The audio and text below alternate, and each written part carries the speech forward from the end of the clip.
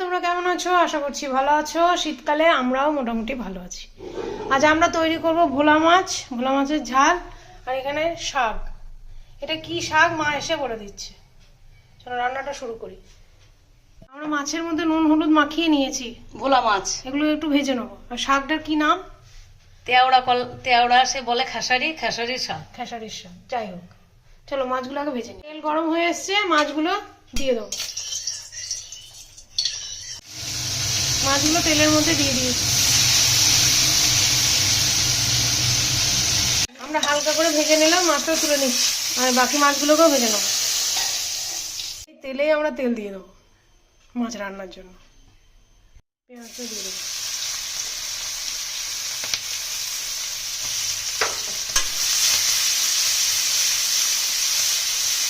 পেঁয়াজগুলো একটু ভাজা ভাজা করে নিয়েছি, রসুন বাটা দিয়ে দেবো। সমুদ্রে মাছের রসুন বাটা দেবেন, তাহলে ভালো লাগবে। রসুনটা দিয়ে একটু ভাজা ভাজা করে দেবো। পেঁয়াজ ভাজা একটু জল দিয়ে দিয়েছি। গুঁড়ো মশলাগুলো দিয়ে দেবো, লঙ্কার গুঁড়ো। এটা আমার কষ্ট খাবে না, আমরা খাবো মা।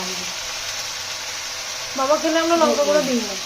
জিরে, ধনে, নুন। আর নুনটা অল্প করে দেবেন, সময় পরে আর দেখে নেবো ভাজার সময় নুন দেওয়া আসছে। মশলাটা ভালো করে কষিয়ে নেবো। টমেটোগুলো দিয়ে দেবো।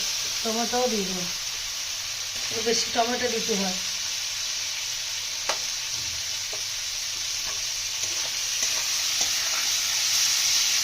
ভালোভাবে কষিয়ে নেবো। একটু জল দিয়ে দেবো। জল ফুটে দিলে মাছ দিয়ে দেবো।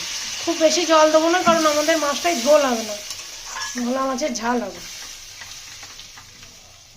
আমাদের মাছের ঝোলটা ফুটে গেছে, আমরা মাছগুলো দিয়ে দেবো।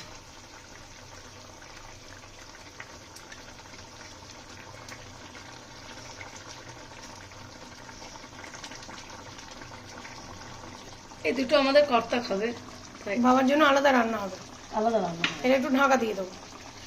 একটু ধনে পাতা দিয়ে ঢাকা দিয়ে দেবো।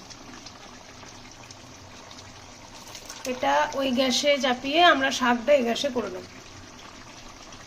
তেল গরম হয়ে গেছে, রসুন আর শুকনো লঙ্কা ফোড়নে দিয়ে দেবো। রসুনগুলো মা একটু ছেঁচে নিয়েছে। এই যে বেগুনটা আগে দিয়ে দেবো।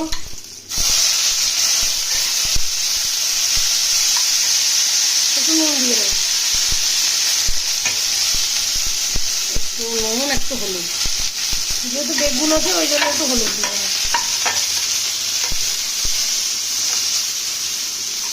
বেগুনগুলো একটু ভাজা ভাজা করে নিয়েছি, শাকটা দিয়ে দেবো। দিয়ে নাড়াচাড়া দিয়ে ঢাকা দিয়ে দেবো। এই শাক আমার মা একাই খায়। নাড়াচাড়া করে নিয়েছে, ঢাকা দিয়ে দেবো। আমাদের মাছটা হয়ে এসছে, আমরা গ্যাসটা অফ করে দেবো।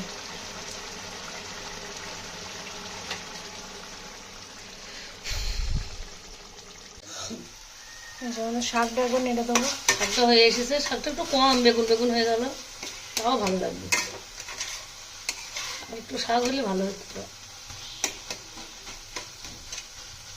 আর হয়ে এসেছে। মিষ্টি মিষ্টি খান তাহলে একটু চিনি দেবেন। আর কেউ যদি মিষ্টি মিষ্টি না খান, এটা তেতো তো নয়, এই শাকটা এমনি ভালো খেতে।